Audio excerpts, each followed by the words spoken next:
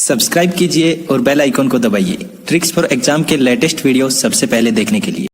साथियों, इस वीडियो में हम 12 जुलाई 2026 को हुई आरपीएससी सेकेंड ग्रेड भर्ती परीक्षा में पूछे गए सामान्य ज्ञान और सामान्य विज्ञान के क्वेश्चन तथा उनके आंसर आपको बताएंगे। वीडियो शुरू करने से पहले आपको बता दें कि 1 से 50 तक के जितने भी राजस्थान जीके के क्वेश्चन और आंसर थे वो हमने इस चैनल पर अपलोड कर दिए हैं। उसका लिंक आपको नीचे डिस्क्रिप्शन में मिल जाएगा, तो आप उस लिंक पर क्लिक करके हमारे उन वीडियोज को भी देख सकते हैं। तो चलिए शुरू करते हैं हमारी आज की वीडियो।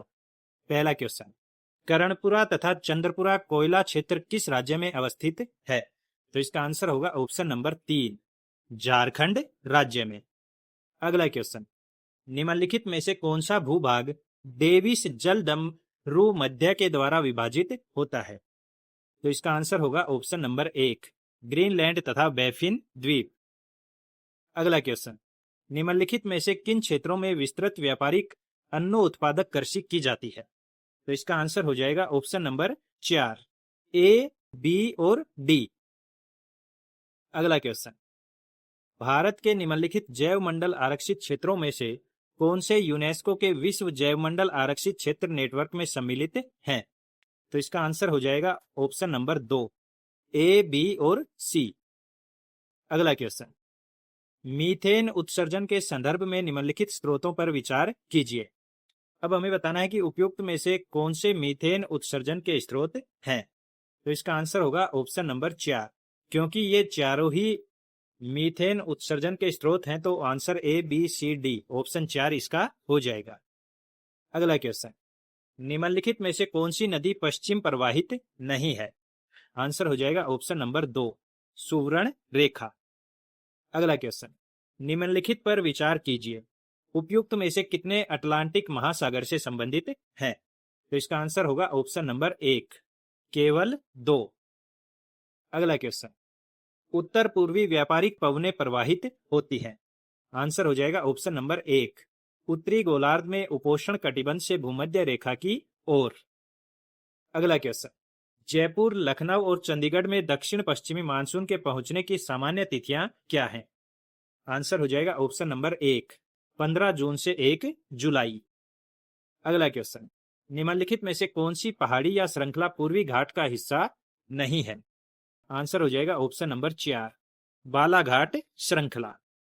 अगला क्वेश्चन, यदि वर्ष 2024 के लिए, अब यहाँ पर ए, बी, सी, डी ये कथन दिए गए हैं और हमें बताना है कि निम्न में से कौन सा विकल्प इनके लिए सही रहेगा। तो इनके लिए जो सबसे सही विकल्प होगा वो होगा ऑप्शन नंबर 3। अगला क्वेश्चन, भारत सरकार वर्ष 2007 से राष्ट्रीय खाद्य सुरक्षा मिशन का क्रियान्वयन विभिन्न फसलों के उत्पादन और उत्पादकता को बढ़ावा देने के लिए कर रही है। वित्तीय वर्ष 2025 में इस योजना का नाम बदलकर क्या कर दिया?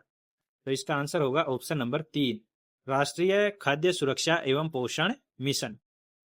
अगला क्वेश्चन, भारत के सेवा क्षेत्र के बारे में निम्नलिखित में से कौन से कथन सही हैं?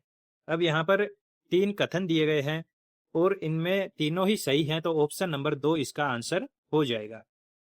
अगला क्वेश्चन, भारत के आर्थिक सर्वेक्षण 2025-26 के अनुसार भौगोलिक वितरण के मामले में भारत के विनिर्माण क्षेत्र में कुल रोजगार में निम्न में से कौन से राज्य ने अधिकतम योगदान दिया?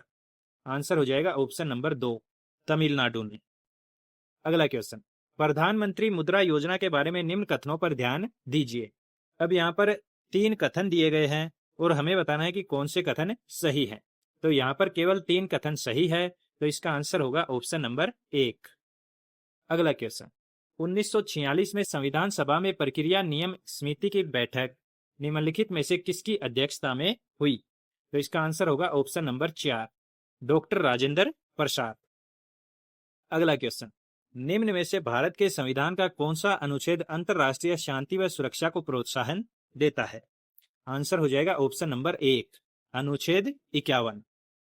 अगला क्वेश्चन, मार्च अप्रैल 2025 में भारत एवं रूस का निम्नलिखित में से कौन सा द्विपक्षीय नौसैन्य अभ्यास हुआ था? तो इसका आंसर हो जाएगा ऑप्शन 2, इंद्र। अगला क्वेश्चन, सर्वोच्च न्यायालय के न्यायाधीश के रूप में नियुक्त होने के लिए न्यूनतम आयु क्या रखी गई है? आंसर हो जाएगा ऑप्शन नंबर 2, न्यूनतम आयु सीमा निर्धारित नहीं है। अगला क्वेश्चन, भारत के संविधान के अनुसार कोई व्यक्ति जो राष्ट्रपति के रूप में पद धारण करता है या कर चुका है, वह संविधान के अन्य उपबंध के अधीन रहते हुए उस पद के लिए कितनी बार पुनर्निर्वाचन का पात्र होगा? तो इसका आंसर है ऑप्शन नंबर 3, कोई सीमा निर्धारित नहीं है। अब यहाँ पर अभिकथन और कारण दिए गए हैं। अभिकथन है, जो व्यक्ति स्वेच्छा से किसी विदेशी राज्य की नागरिकता प्राप्त करता है वह भारत का नागरिक नहीं रहता। और कारण आर है, भारत के संविधान का अनुच्छेद 9 संसद को ऐसे व्यक्तियों को नागरिकता प्रदान करने हेतु कोई भी कानून बनाने से प्रतिबंधित करता है। तो यहाँ पर ए सही है लेकिन आर गलत है, तो ऑप्शन नंबर 3 इसका सही उत्तर हो जाएगा।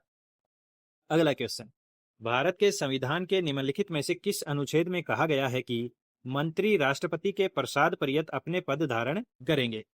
आंसर हो जाएगा ऑप्शन नंबर 4, अनुच्छेद 75। अगला क्वेश्चन, 1935 के भारत शासन अधिनियम की किस धारा के अंतर्गत गवर्नर जनरल के कार्यों का उल्लेख किया गया?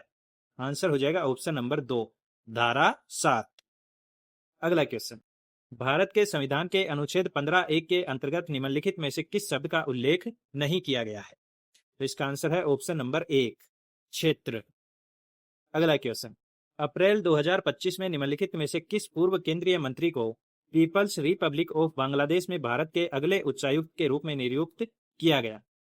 तो इसका आंसर हो जाएगा ऑप्शन नंबर 1, दिनेश त्रिवेदी। अगला क्वेश्चन, विद्यमान निर्वाचक नामावली मतदाता सूची से अपना नाम हटवाने के लिए निम्नलिखित में से कौन सा फॉर्म भरा जाता है? तो इसका आंसर होगा ऑप्शन नंबर 4, फॉर्म 7। अगला क्वेश्चन, निम्नलिखित में से किसने कहा था कि भारतीय संविधान ने संघवाद के कठोर ढांचे से परहेज किया है और समय तथा परिस्थितियों की आवश्यकताओं के अनुसार यह एकात्मक और संघात्मक दोनों हो सकता है? आंसर हो जाएगा option number 3, doctor Bhimrao Ambedkar. अगला क्वेश्चन, उपराष्ट्रपति के निर्वाचन के संबंध में निम्नलिखित कथनों पर विचार कीजिए।